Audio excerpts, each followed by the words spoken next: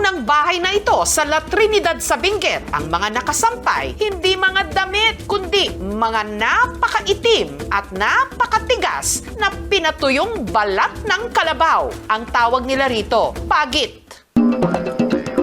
Si Dave, matagal na raw na gumagawa at nagbebenta ng smoked meat sa proseso na kung tawagin nilang mga kangkanae, kiniing. At ang balat ng mga kinatay na kalabaw, kanilang kiningin o pinapausukan upang ma-preserve at hindi masayang. Wala pang kuryente noon dito. Pag nakakatay sila, yan ang preservation ng karne. Yung balat ng kalabaw, pag pinausukan mo yan at nag-dry up yan, pwede mong i-preserve yan ng kahit ilang buwan, taon. Ang gamit nilang kahoy sa pagpapausok, madalas bayabas o hindi kaya yung tinatawag nilang alnus, klase ng puno na tumutubo sa malalamig na lugar. Ang sariwang balat ng kalabaw, kailangan 5 araw na nakasalang sa smoker. May kakaibang aroma dun sa balat ng kalabaw. Nung natuyo, sunod na tinanggal ang mga balahibo gamit ang blowtorch.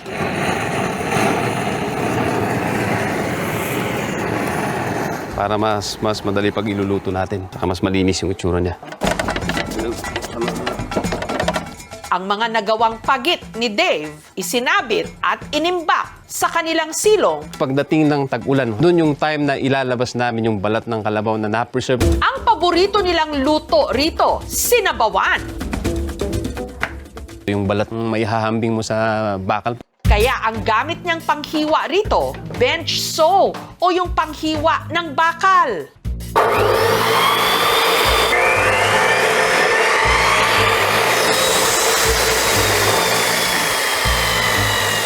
Sunod na tinanggal ni Dave ang mga namuong carbon o yung mga itim-itim sa balat. Mapait yan. Para lumambot ang balat, isinalang sa pressure cooker. 1 hour 30 minutes or mahigit pa. Yun! Malambot na, malambot. Ang pinakuloang pagit, hiniwa sa mas maliliit na piraso. Kailangan natin lagyan ng mantika kasi hindi dikit yung balat sa kutsilyo. Malagkit yung balat. Ganito lang. Perfect bite. Sunod na pinakuluan ang bawang at sibuyas, tinimplahan ng asin at paminta. At saka inihalo ang nilagang white beans. Sinabawang pagit, perfect daw kapares ng tapoy o yung fermented rice wine ng mga tiga-Cordillera. Ayan, nakakagat ko po siya. Para siyang jelly. Juicy po siya. Mas lalong lumabas yung kanyang lasa kaysa sa fresh na balat ng kalabaw. Ginagawa nating giveaway. Proud ako na gusto kong ipatikim sa kanila na meron tayong ganitong klase ng pagkain dito sa Cordillera. Mukhang hindi kaaya-ayang kainin pero pag natikman mo, talagang masarap naman talaga.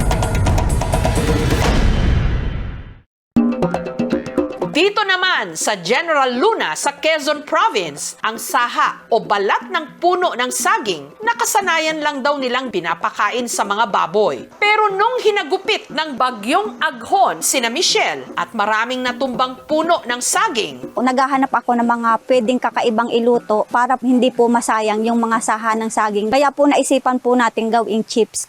ang saha chips ni Michelle parang chichirya raw na masustansya. Si Michelle nagputol ng puno ng saging. Tinanggal niya ang pinakalabas na bahagi nito at inalis ang balat ng puno. Dahan-dahan lang dapat po ang pagbabalat. At dahil madagta ang saha ng saging, Lagi po nating ibababad sa tubig. Pagkatapos nga po nating balatan ay ating pong apigaan. Tapos iwawagwag po natin ng kaunting ganito para po bumalik uli sa kanyang itsura. sunod niya itong hinaluan ng harina, tinimplahan ng pampalasa at saka iprinito. Pag siya'y luto na, siya po ay nagiging golden brown. Ang saha chips, masarap daw budbura ng cheese powder. Isawsaw sa mayonnaise o ketchup o hindi kaya ipulutan sa lambanog. Parang crackers, malutong. Masarap. Hindi mo siya mapapagkamalang gawa sa sahan ng saging. Ito naman ang comfort food ng mga Bisaya, ang mainit-init nitong sabaw na may balat ng baka. Ito ang balbakwa. Ang balbakwa nanggaling sa salitang barbakwa. Ibig sabihin noon sa salitang Kastila, niluluto ang karne sa apoy ng dahan-dahan, ng matagal para lumambot. Pero yung balbakwa kasi na alam natin ngayon, may sarsa, may sabaw. Sa kainang ito sa City of Naga sa Cebu, ang nagpapasarap daw sa sabaw ng kanilang balbakwa, hindi lang ang pinakuluang laman ng baka, pati na ang balat nito na siyang nagpapalapot sa sabaw. Maaga pa lang, abala na ang mga tauhan ni Yancy sa paglinis ng mahigit 100 kilos ng baka. Pinakuluan nila ito sa isang malaking kalderong may luya at asin para matanggal ang anggo at lansa.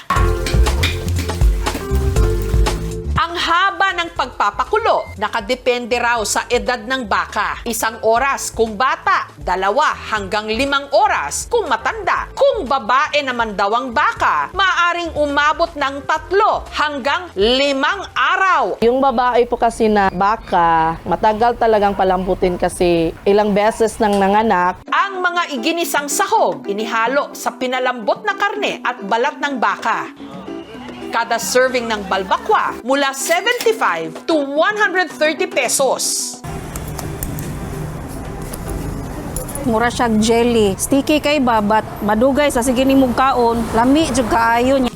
Ngayon, kumikita na sila ng 20 to 25,000 pesos kada araw pag weekdays at halos doble tuwing weekend. Dahil sa kanilang balbakwa, nakapagpundar sila ng sasakyan, nakapagpa-renovate ng bahay at nabigyan ng trabaho ang kanilang mga kababayan. Meron na po kaming pangalawang branch at ito ay nasa Cebu City. Plano pa po naming magbukas pa ng ibang branch. Ang balat ng baka ay nagtataglay ng protina. Hanggat maaari, huwag lalampas sa 70 grams ang pagkonsumo ng cooked red meat sa isang araw. At isa na nga ron ay ang balat ng baka. Pagdating naman sa saha ng saging, maaari itong mag-cause ng pagkasakit ng tiyan, bloating o kabag at constipation, lalo na sa mga taong hindi sanay kumain ng pagkain na mataas sa fiber. Talaga namang ang pagkain nating mga Pinoy, nanunuot ang sarap mula laman hanggang balat. Ito ang pinakamasarap na mga balat sa balat ng lupa. Thank you for watching, mga kapuso. Kung nagustuhan niyo po ang videong ito, subscribe na sa GMA Public Affairs YouTube channel. And don't forget to hit the bell button for our latest updates.